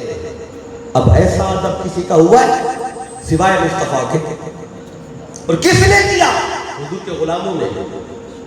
تو آقا فرما رہے راہ پہ وہی رہے گا اور اہل سنت وہی رہے گا جو میرے سنت کے ساتھ میرے غلاموں کی اس سنت پہ بھی چلتا رہے۔ اس لیے اپنے ساتھ اپنے صحابہ کی سنت کو لازم کیا ہے، چونکہ تعظیم کا حکم دینے والا مصطفیٰ ہے، بتانے والا خدا ہے، اس کو کرنے والے آقا کے غلام ہیں۔ انہوں نے کر اب میں وہ حدیث کے لفظ بھی آپ کو پڑھ کے سنا دوں۔ یہ صحیح بخاری ہے اور صحیح بخاری میں حدیث کا نمبر ہے 2581۔ اب صحیح بخاری میں حدیث ہے، میرے آقا یہ حدیبیہ کا ہوتا ہے، عروہ بن مسعود ثقفی کو کافر نے بھیجا کہ جاؤ جا کے دیکھو مسلمانوں کے لشکر کی تعداد کتنی ہے، تیاری کتنی ہے، جنگ کرنی ہے ان سے تو پتہ چلے ہم کتنی تیاری کے ساتھ جائیں۔ عروہ بن مسعود ثقفی یہ وہ بندہ ہے بڑے بڑے بادشاہوں کے پاس جاتا تھا، ان کے دربار کو دیکھتا تھا، درباریوں کو دیکھتا تھا، واپس سے کے خبریں کافروں کو دیتا تھا۔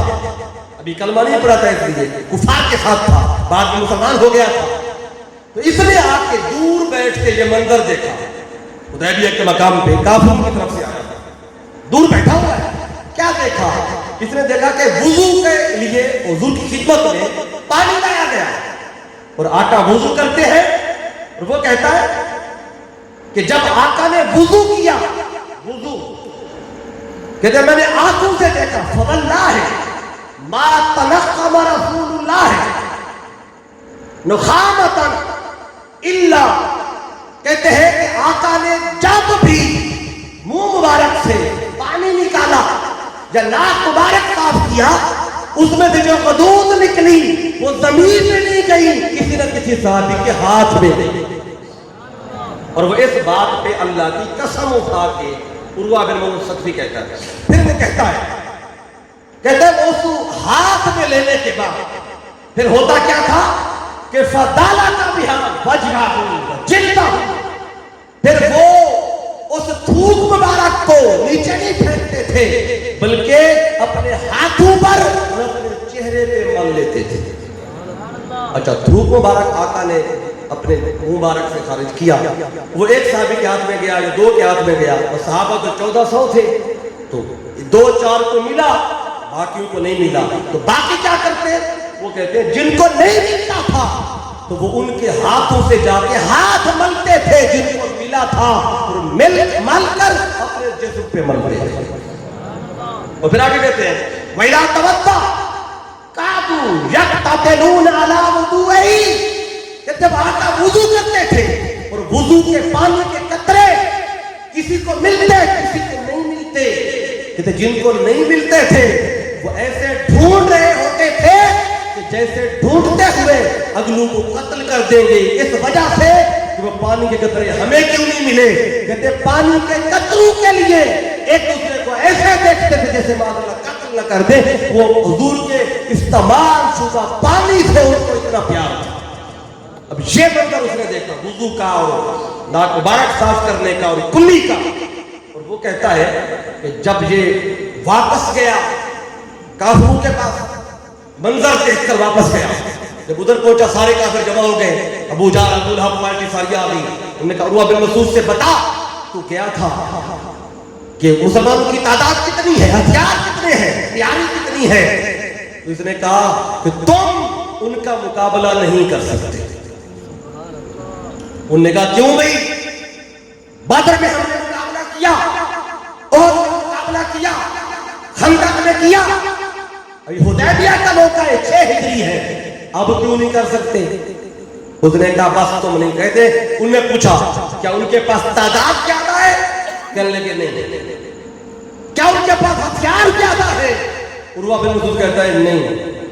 وہ کہتے ہیں کیسی بات ہے، نہ ان کے پاس ہتھیار زیادہ ہے نہ تعداد زیادہ ہے، تو پھر ہم مقابلہ کیوں نہیں کر سکتے؟ تو عروہ بن مسعود کہتا ہے میں ایسی شے دیکھ کے آیا ہوں جو تمہارے پاس کوئی نہیں ہے۔ وہ شے کیا ہے اب وہ بتاتا ہے، نہ ان کے پاس ہتھیار ہے نہ ان کے پاس زیادہ تعداد ہے۔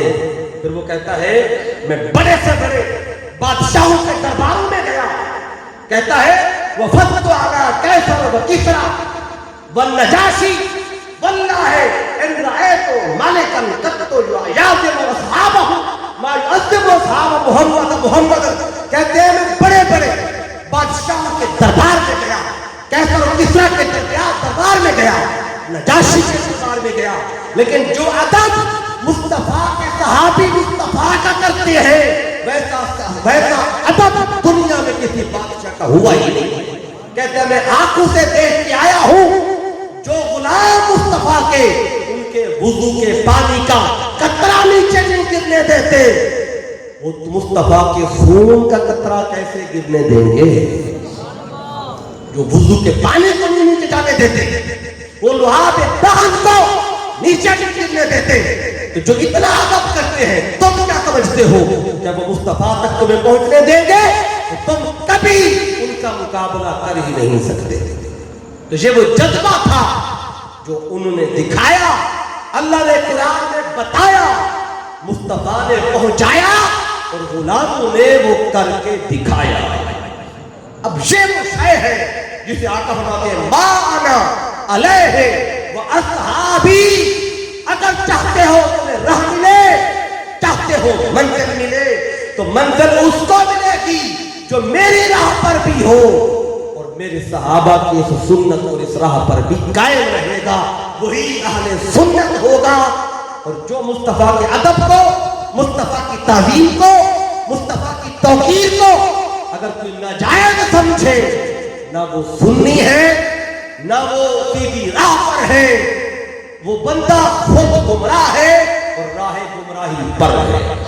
اب سیدھی راہ اسی کے پاس ہے جو اس راہ پہ چلتا ہے۔ اب یہ میرے آقا صلی اللہ علیہ وسلم نے 1400 سال پہلے ہمیں یہ بات بتائی ہے، اور اس پر میں نے صرف ایک حدیث پڑھی ہے، اس پر ایک نہیں درجنوں حدیثیں ایک وقت میرے سامنے موجود ہیں، لیکن ایک بات سمجھانا اور آپ تک پہنچانا مقصود تھا۔ اس پر میں اگر 5-7 اور بھی روایتیں جو آقا نے بتائی ہیں، جس پر میں ہوں اور میرے صحابہ میرے غلام ہیں۔ اب آج کیوں لوگ کہتے ہیں ہمارے لیے بس سنت کافی ہے، آقا کی سنت کافی ہے، کسی اور شے کی ضرورت نہیں ہے، تو آقا نے 1400 سال پہلے بتایا میری سنت بھی لازم ہے اور میرے ساتھ میرے غلاموں کی سنت بھی تم پہ لازم ہے۔ اب اس میں تو آقا نے صحابہ کرام کی سنت کو بتایا کہ اس کو اپناؤ گے راہ راست پہ چلو گے۔ اس کے ساتھ ایک اور حدیث پاک بھی جو صحیح مسلم میں باقی کتب میں آئی ہے، اس میں میرے آقا نے جب یہ خطبہ دیا آخری حج کے بعد خطبہ آ رہے تھے، وہاں میرے آقا نے 2 چیزیں اور بتائی ہیں، اس کو بھی ساتھ کوٹ کر دوں کہ یہ نہ سمجھے کہ شاید وہ نہیں اور یہ، میں دونوں چیزیں آپ تک پہنچانا چاہتا ہوں۔ آقا نے فرمایا جب آقا اپنے وصال سے پہلے 2 مہینے کا مبشر پہلے یہ خطبہ آقا نے دیا تھا، آخری اور پہلا حج کا کہ آقا آ رہے تھے، غدیر قوم کے مقام پہ پہنچے، سب کو جمع کیا اور جمع کر کے آقا نے اعلان کیا تھا کہ انی قد ترکت فیکم الثقلین، میں جا رہا ہوں لیکن تمہارے لیے اپنے پیچھے ترکے میں ثقلین کو چھوڑ کے جا رہا ہوں۔ ثقلین کیا ہے آگے خدا کا نے بتایا۔ ایک صحابی کھڑے ہوئے، وہ بس ثقلین، آقا ثقلین کون ہیں جو اپنے پیچھے چھوڑ کے جا رہے ہیں ہمارے لیے؟ آقا نے آگے وضاحت کی، کتاب اللہ تعالی و اطرتی، میں اپنے پیچھے 2 چیزیں چھوڑ کے جا رہا ہوں، لن تضلوا ما تمسکتم بہما، جب تک ان 2 کو اپنائے رکھو گے تم کبھی گمراہ ہو ہی نہیں سکتے، تمہیں کوئی بندہ راہ سے ہٹا ہی نہیں سکتا۔ وہ 2 چیزیں اب ادھر آ کر ہمیں آتا فرقوں کی بات کرتے ہوئے، اتنے فرقے بنیں گے، اتنے فرقے بنیں گے، ان میں سے ایک جنت میں جائے گا، ادھر وہ راہ بتائی میری سنت اور میرے صحابہ کی سنت، تو نہ صحابہ کا دامن چھوڑ سکتے ہیں. اور اگر کوئی اس حدیث کو تو لے, صحیح مسلم کی حدیث کو چھوڑ دے, بس صحابہ کی راہ کو اپنانا ہے, ان کا ذکر کرنا ہے, تو آقا نے ایک نہیں ساتھ دوسری چیز کو بھی بتایا. میں جا رہا ہوں گمراہی سے بچنا ہے, میرے ہاتھ ایک قرآن چھوڑ کے جا رہا ہوں, دوسری ثقلین چھوڑ کے جا رہا ہوں. آقا ثقلین کیا ہے؟ یہ کتاب اللہ اتنا کی, اگر قرآن کا دامن تھامو اور ساتھ میری اہل بیت کا دامن تھامو, تمہیں کوئی بندہ گمراہ نہیں کر سکتا. اب یہ جو ثقلین ہے, کیونکہ آج یہ اب امام حسن مجتبی علیہ السلام آپ کے جو شہادت بھی آ چکا ہے, تو آخری جو حصہ چند جو لمحے میں اس حساب سے وہ اہل بیت کے ذکر کے لیے وقت بھی کرنا چاہتا ہوں اور موضوع کے حوالے سے آگے بات کو بڑھانا بھی چاہتا ہوں. تو میرے آقا نے اب آج ایک طبقے نے صحابہ کرام کا دامن تھاما تو اہل بیت کو چھوڑ بیٹھے, اور کسی نے اگر اہل بیت کا دامن تھاما تو صحابہ کرام کو چھوڑ بیٹھے. اہل سنت وہی ہے جو اہل بیت کا دامن بھی تھامے اور مصطفیٰ کے غلام اور حضور کے صحابہ کا دامن بھی تھامے. جو ان دونوں کو تھامے گا وہی سنت والا ہے, وہی راستے والا ہے, اور وہی گمراہی سے بچنے والا ہے. اب اس پر اس حدیث کو وضاحت کر دوں. آقا نے بتایا ثقلین, تاکہ اہل بیت کا ذکر پاک کے ساتھ ہو جائے. ثقلین کیا ہے؟ محدثین نے جب ثقلین کا معنی لکھا تو کافی سارے جو لغت کے امام ہیں انہوں نے لکھا ہے, وہ کہتے ہیں ثقل اس شے کو کہتے ہیں, اس ذات راہ کو کہتے ہیں جو آپ کو آپ کی منزل تک پہنچا دے, اسے کہتے ہیں ثقل. یعنی جو منزل تک پہنچانے کا ذات راہ ہے اسے کہتے ہیں ثقل. رس ہے ثقلین تسمیہ. تو آقا نے ثقلین میں قرآن اور اپنی اہل بیت کا ذکر کیا. اب اس ثقلین کو ذرا سمجھے, 2 منٹ آپ اس پہ لینا چاہتا ہوں. ثقلین یہ تسنیہ ہے, اور اس وزن پر جو لفظ آتا ہے ان کے مزاج ضرور ملتے ہیں. مزاج ملنا ہوتا ہے, مزاج نہ ملے اس وزن پر ان کو نہیں بولا جاتا. مثال کے طور پہ ایک لفظ آپ سنتے ہیں صاحبین. یہ علماء ہے یہ طرز یہ جانتے ہیں جو پڑھتے ہیں فقہ کو, تو فقہ میں صاحبین یہ کن کے لیے بولا جاتا ہے؟ امام محمد اور امام ابو یوسف. یہ کن کے شاگرد ہے؟ امام اعظم ابو حنیفہ. اب ان دونوں کا نام لینا ہو تو صاحبین کہہ دیا جاتا ہے. کیوں کہ ان دونوں کی رائے کبھی ٹکراتی نہیں ہے, ان دونوں کی رائے کبھی دوسرے سے ٹکراتی نہیں ہے. تو چونکہ مزاج تھا تو صاحبین میں ان دو کو کہا جاتا ہے, تیسرا نہیں ہوتا. ایک لفظ آپ سنتے ہیں صحیحین. صحیحین علماء کے لیے تو آسان ہے, کون صحیح بخاری سے مسلم کو جمع کریں تو کیا کہتے ہیں؟ صحیحین. کیوں کہا جاتا ہے؟ کیونکہ امام بخاری کا امام مسلم کا حدیث کو لینے میں مزاج ایک ہے, دونوں کی جو اس حوالے سے سوچ ہے وہ ایک. تو صحیحین میں بخاری مسلم ہوگی تو تیسری کتاب اس میں نہیں, کیونکہ مزاج بخاری مسلم کا ایک ہے. صاحبین میں وہ 2 صاحب. ایک لفظ آپ سنتے ہیں نعلین. نعلین نعلن ایک جوتے کو کہا جاتا ہے, جوتا. اس سے تسنیہ بنتا ہے نعلین. ایک جوتی ہو اسے نعلین نہیں کہیں گے.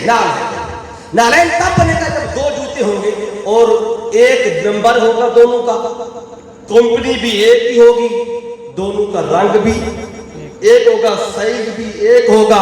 اگر ایک سفید رنگ کا ہو, ایک سیاہ رنگ کا ہو, ایک باٹا کمپنی کا ہو, ایک سروس کمپنی کا ہو, انہیں نعلین نہیں کہیں گے. نعلین میں 2 جوتے آئیں گے جو ایک جیسے ہیں. ایک لفظ آپ بولتے ہیں سبتین. سبتین سبتن اس کی روایت ہے, سبت کہتے ہیں نواسے کو. سبتین 2 نواسے, یعنی دونوں ایک ہی ماں سے ہوں, ان کا باپ بھی ایک ہی ہو, وہ سبتین بھی آئیں گے کیونکہ ایک جیسے مزاج ملتا ہے. ایک اور لفظ آپ سنتے ہیں وہ ہے ظہرین. کبھی سنا ہے ظہرین؟ جب حج پہ جاتے تو ظہرین پڑھنی ہوتی. ظہرین میں 2 نمازیں ہوتی ہیں. کون سی؟ ظہر اور عصر. تو ظہرین میں عصر اور مغرب کیوں نہیں ہے، یا فجر اور ظہر کیوں نہیں ہے؟ کیونکہ فجر کا مزاج اور ہے، ظہر کی نماز کا مزاج اور ہے. فجر پڑھی جاتی ہے جہری اور عصر پڑھی اور ظہر پڑھی جاتی ہے سری دل. تو ظہر اور عصر کو ملا کے ظہرین کہتے ہیں. کیوں؟ دونوں نمازوں کا مزاج ایک ہے، دونوں دل میں پڑھنے والی نماز ہے. اچھا سری نماز ہے. ایک لفظ آپ بولتے ہیں مغربین. یہ کون سی 2 نمازیں ہوتی ہیں؟ مغرب اور عشاء. مغربین میں عصر مغرب کیوں نہیں ہے؟ عصر کا مزاج اور ہے، مغرب کا مزاج اور. مغرب اور عشاء کو کہیں تو مغربین بنتا ہے، کیونکہ مغرب کی نماز بھی جہری ہے اور عشاء کی نماز بھی جہری نماز ہے. تو مزاج ملا تو مغربین میں آ گئی. ظہرین میں مزاج ملا تو 2 نمازیں ادھر آ گئی. نالین میں 2 جوتے ایک جیسے تھے تو نالین میں آ گئے. سبتین میں 2 نواسے تھے، ایک ہی ماں سے ایک ہی باپ ہے، سبتین بن گئے. صاحبین میں 2 صاحب ان کی فکر ایک تھی. اور پھر صحیحین میں وہ 2 کتابیں جن دونوں کتابوں کا مزاج ایک ہے. اب ایک لفظ بولتے ہیں حسنین. میرا نام کے ساتھ حسنین ہے. اب حسنین میں یہاں بھی 2 چیزیں ہوں گی چونکہ تثنیہ ہے. ثقلین، مغربین، ظہرین، سبتین، یہ سارا تثنیہ آ رہا ہے، 2 کی بات ہو رہی ہے. اب ہے حسنین. اب حسنین اگر آج لفظ بولا جائے تو کوئی کہے بھی حسنین کریمین. حسنین کا معنی کیا ہے؟ حسن اور حسین. 2 ہے نا، حسن اور حسین. تو آج کسی سے بھی پوچھیں حسنین کسے کہتے ہیں، وہ کہیں گے حسن اور حسین. لیکن میں آپ کو بتانا چاہتا ہوں کہ حسنین کا معنی حسن اور حسین نہیں ہے. حسنین کا معنی حسن اور حسین. آپ تو کہتے ہیں آج تک بھی سنتے رہے نا، لیکن میں بتانا چاہتا ہوں یہ بھی بات سمجھنے سے ہے. دیکھیں حسنین عام طور پر کہا جاتا ہے حسن اور حسین جمع کرتے حسنین، لیکن یہ اس کا معنی نہیں بنتا. اور کہتے کیوں ہے اس کی وجہ بھی آپ کو بتاتا ہوں. حسنین یہ 2 ہیں، جیسے ثقلین، نعلین، یہ ساری مثالیں میں نے آپ کو دی. حسن اس کی واحد ہے، حسن واحد ہے. حسن کو 2 بنانے ہوں، 2 حسن تو نون پہ زبر لگا کے یا ساکن کر کے نون لگا دی تو بن گیا حسنین. جیسے نعلن 1 جوتا تھا، نعلین 2 بن گئے. اسی طرح حسن ایک حسن تھا، ایک کو جب 2 کرنا تھا تو بن گیا حسنین. تو حسنین کا معنی ہے 2 حسن. کیونکہ بابا تعالیٰ مرتبہ کی شہادت ہے اور دن آ چکا ہے تو ایک ذکر ہو جائے اور بات بھی ہماری اپنے موضوع پہ رہے. میں نے چاہیے بات کر دوں. اب حسنین میں 2 حسن ہیں، ایک نہیں بلکہ 2 حسن ہیں. تو جب ہم کہتے ہیں حسنین تو ہم مانا ہے حسن و حسین، لیکن لفظ کا معنی ہے 2 حسن. تو وہ 2 حسن کیوں نہیں کہتے؟ ایک کو حسن دوسرے کو حسین کیوں کہتے ہیں؟ اب یہ بھی سن لیں. حسن تو حسن ہے تو حسین کیا ہے؟ حسین عربی زبان میں تھوڑی سی مشکل بات ہے لیکن عالم کے لیے آسان ہے. عربی زبان میں اگر اس میں تصغیر بنانا ہو، چھوٹا پن کسی شے کا ظاہر کرنا ہو، چھوٹا پن، تو ایک وزن ہے فعیل، اس پر اس لفظ کو لے جائیں وہ تصغیر بن جاتی ہے. جیسے لفظ ہے رجل، رجل کا معنی ہے آدمی. اگر یہ کہنا ہو چھوٹا آدمی تو پھر کیا کہیں گے؟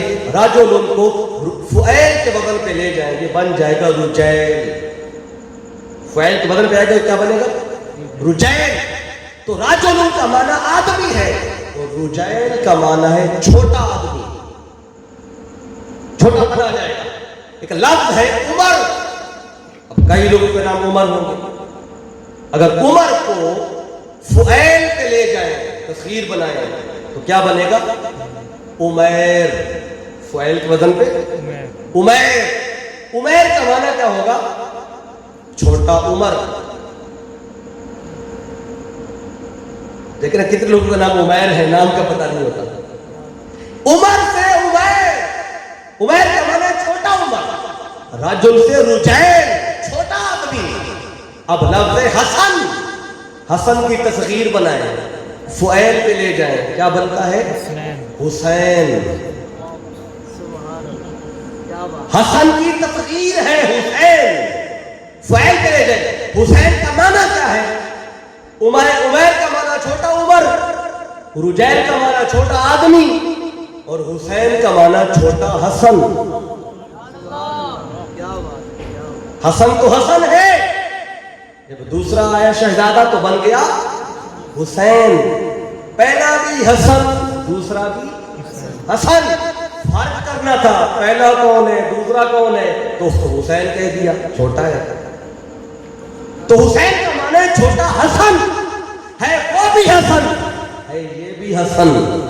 नहीं कि हसन इतना पसंद आया तो आका ने दोनों का नाम हसन रखा है, बस फर्क करने के लिए उसको हुसैन कह देते, उसको हसन कह देते।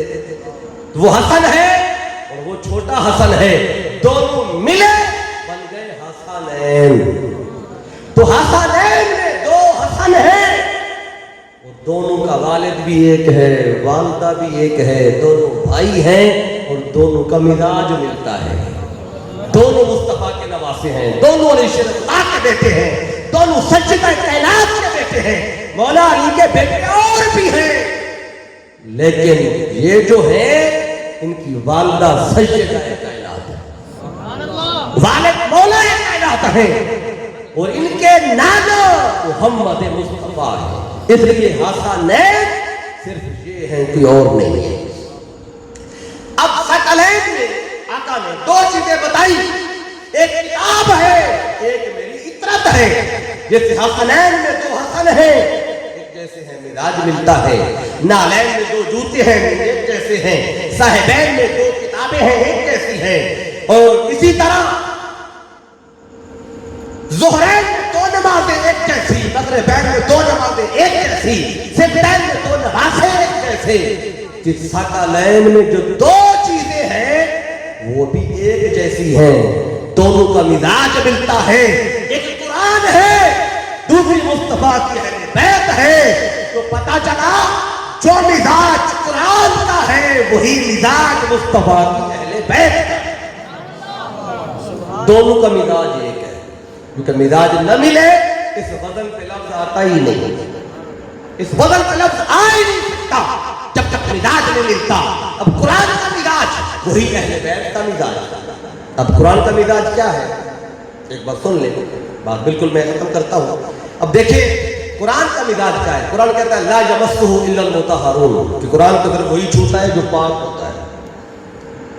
कुरान के करीब वही आता है जो पाक होता है। जो कुरान का मिजाज है वही तो अहले बैत का मिजाज है। तो पता चला कुरान के करीब वही आएगा जो पाक होगा, और अहले बैत के करीब भी वही आएगा जो पाक होगा। नापाक इधर कभी नहीं आएगा, जिसकी फिक्र में नापाकी, जिसकी सोच में नापाकी, और जिसकी जिस्म में नापाकी। लेकिन जिस्म की नापाकी, सोच की भी नापाकी होती है, फिक्र की भी नापाकी होती है। अगर कहीं भी ये नक्स तो ऐब और रिज्क होगा वो इनके करीब कभी आए होगा। कुरान पाक है, अहले बैत भी पाक है। एक मिजाज इसको और आपको बता देता हूं, कुरान और अहले बैत का जो मिजाज एक है। मुझे बताएं कुरान में कोई ऐब है? अगर कोई बंदा ये कहे कि कुरान की एक आयत में भी किसी को ऐब नजर आए वो दीन से खारिज हो जाएगा। तो कुरान बेऐब है, तो कुरान के साथ तो मुस्तफा की ये अहले बैत है। तो जो मिजाज कुरान का है वही मिजाज मुस्तफा की अहले बैत का है। अगर कुरान बेऐब है तो अहले बैत भी बेऐब है। अब कुरान में गलती है, अगर किसी को कुरान में खता और गलती नजर आई तो वो दीन से खारिज है। जब कुरान खता से पाक है तो अहले बैत भी खता से पाक है। ये मिजाज है, एक मिजाज है। अब कुरान का मिजाज क्या है? कुरान का मिजाज देखे, कुरान का मुहाफिज कौन है? اللہ فرماتا ہے انا نحن نزلنا الذکر وانا لہ لحافظون، قرآن کو نازل بھی اللہ نے کیا، قرآن کی حفاظت بھی اللہ کر رہا ہے۔ جب قرآن کا محافظ اللہ ہے تو اہل بیت مصطفیٰ کا محافظ بھی اللہ ہے۔ پھر آپ دیکھیں قرآن میں قیامت تک رہنا ہے، باقی کتابیں آئیں تبدیلی آ گئی، تعریف ہو گئی، نہیں رہی ہیں اصلی شکل میں، لیکن قرآن میں قیامت تک رہنا ہے۔ تو جو قرآن کا مزاج ہے وہی اہل بیت کا مزاج ہے۔ اگر قرآن قیامت تک ہے تو جان لیں پھر اہل بیت بھی قیامت تک ہے۔ بلکہ قیامت کے دن آقا فرماتے ہیں جب میں ہوں گا نا حوض کوثر پہ، آقا فرماتے ہیں اس دن بھی جب قرآن آ رہا ہوگا اکیلا نہیں ہوگا، وہ فرمایا حتی یاردا علیہ الحوض، حتیٰ کہ حوض کوثر پہ بھی قرآن اور میری اہل بیت وہاں بھی اکٹھے آئے، جدائی وہاں بھی نہیں ہے، جدائی یہاں بھی نہیں ہے۔ اس لیے فرمایا جو چاہتا ہے گمراہی سے بچے، لن تضلوا ما تمسکتم بہما، وہ قرآن کا دامن بھی تھامے، میری اہل بیت کا دامن بھی تھامے، اور جو گمراہی سے بچنا چاہتا ہے میری سنت میں بھی رہے اور میرے صحابہ کی سنت میں بھی رہے۔ تو جس کے دامن میں، جس کے ہاتھ میں مصطفیٰ کا دامن بھی ہو، قرآن کا دامن بھی ہو، اہل بیت مصطفیٰ کا دامن بھی ہو، اور حضور کے صحابہ کا دامن بھی ہو، جس کے ہاتھ میں یہ چاروں دامن ہو، وہی اہل سنت ہے اور وہی راہ والا ہے، اس راہ والا جس راہ پہ 1400 سال سے آقا نے چلایا ہے۔ تو ہم چونکہ اہل سنت ہیں تو میں نے چاہا کہ آپ کو ادھوری نہیں بلکہ پوری بات بتاؤں۔ بعض نادان لوگ ہیں آج جو ایک دامن تھاما، کسی نے آج قرآن کا دامن تھاما ہوا ہے کہ ہمارے پاس قرآن ہے، کسی اور شو کی ضرورت نہیں ہے۔ جو صرف قرآن کا دامن تھامے گا وہ بھی اہل سنت نہیں رہے گا، جو صرف اہل بیت کا دامن تھامے اور قرآن کی طرف نہ جائے گا تو وہ بھی ہدایت پہ نہیں رہے گا، اور جو صرف صحابہ کرام کا دامن تھامے اور اہل بیت کی طرف نہ جائے اور جتنا ذکر صحابہ کرام کا کرے اتنا مصطفیٰ کا نہ کرے یا حضور کی اہل بیت کا نہ کرے، وہ بھی اہل بیت، وہ بھی اہل سنت سے ہٹ گیا۔ سنی وہی ہے اور اہل سنت وہی ہے جو ان ساری نسبتوں کا حیا کرتا ہے۔ آج چونکہ یہ فتنوں کا دور ہے تو میں نے چاہا کہ وہ راہ آپ کو بتاؤں جس راہ کو اللہ نے قرآن میں صراط مستقیم فرمایا۔ صراط مستقیم ہم پڑھتے ہیں نماز، ہم کیا پڑھتے ہیں؟ اہدنا الصراط المستقیم، مولا ہمیں سیدھی راہ دکھا۔ تو آپ سوچ میں پڑ جائیں گے وہ سیدھی راہ کیا ہے؟ صراط الذین انعمت علیہم، ان لوگوں کی راہ ہے۔ اللہ نے سیدھی راہ کے لیے اور دوزخ سے بچنے کے لیے اللہ نے ان لوگوں کی راہ کو بھی لازم کیا ہے۔ یہ وجہ ہے کہ جس نے رسول کی مخالفت کی وَيَتَّبِعْ غَيْرَ سَبِيلِ الْمُؤْمِنِينَ، اور جس نے ایمان والوں کی راہ سے ہٹ کے راہ اپنائی، نُوَلِّهِ مَا تَوَلَّىٰ، وہ جدھر جانا چاہتا ہے اللہ کے ہم اس کو ادھر ہی پھیر دیں گے، وَنُصْلِهِ جَهَنَّمَ، اور قیامت کے دن ہم اس کو دوزخ میں ڈال دیں گے۔ تو یہ ایک پیغام تھا جو میں نے کوشش کی اختصار کے ساتھ آپ تک پہنچوں، لیکن پھر بھی 1.5 گھنٹہ ہو گیا۔ تو جتنی توجہ سے اور محبت سے آپ نے سنا تو ہمیشہ کی طرح آپ بڑا پیار دیتے ہیں، توجہ سے سنتے ہیں، اور اس پیغام کو آپ نے آگے بھی پہنچانا ہے تاکہ فتنوں کے دور میں ایمان کی اور عقیدے کی حفاظت ہو اور اہل سنت کی جو راہ ہے اس راہ پہ ہمیشہ قائم رہے۔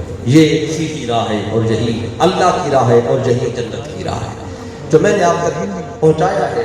1.5 گھنٹے میں جو بات کی میں نے، اللہ گواہ ہے، میں ہمیشہ کہتا ہوں اور آج بھی یہی کہوں گا، اگر میری کوئی ایک بھی بات کسی بھی بھائی کو اچھی لگی ہو یا میرے منہ سے کوئی بھی خیر کا جملہ نکلا ہو، میں حلفاً کہتا ہوں اس میں میرا کوئی کمال نہیں ہے۔ اگر کوئی بات اچھی لگی ہو یا میرے منہ سے کوئی خیر کا جملہ نکلا ہو، یہ سارا کمال، یہ ساری عطا میرے قائد، میرے استاد، میرے شیخ الاسلام ڈاکٹر محمد طاہر القادری مدد اللہ علیہ، یہ آپ کے قدموں میں بیٹھنے کی خیرات تھی۔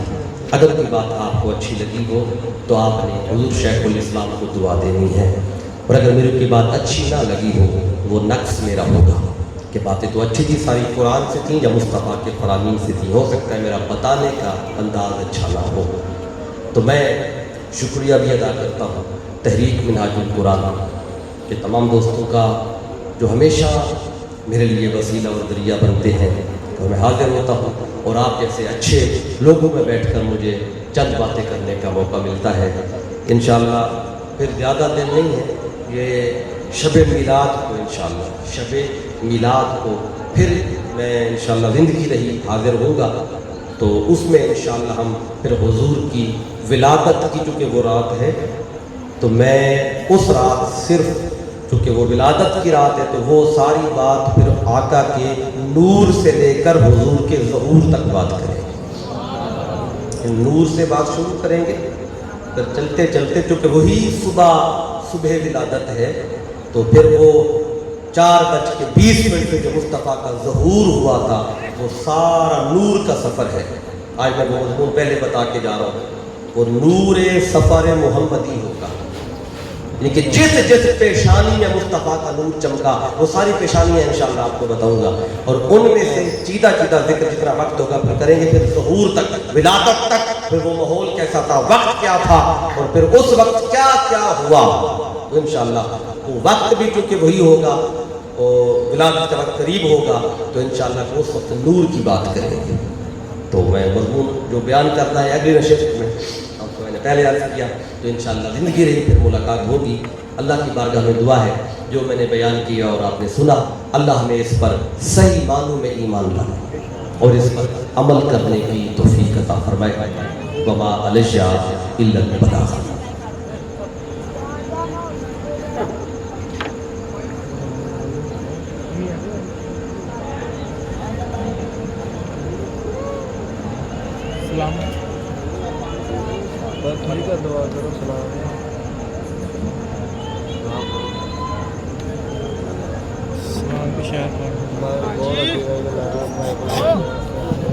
تمام احباب تشریف رکھیں، سلام ہوگا، اس کے بعد دعا ہے، اور دعا کے بعد انشاءاللہ نظر پاک کا وسیع انتظام ہے۔ تمام احباب سلام کے لیے کھڑے ہو جائیں۔ مصطفیٰ جان رحمت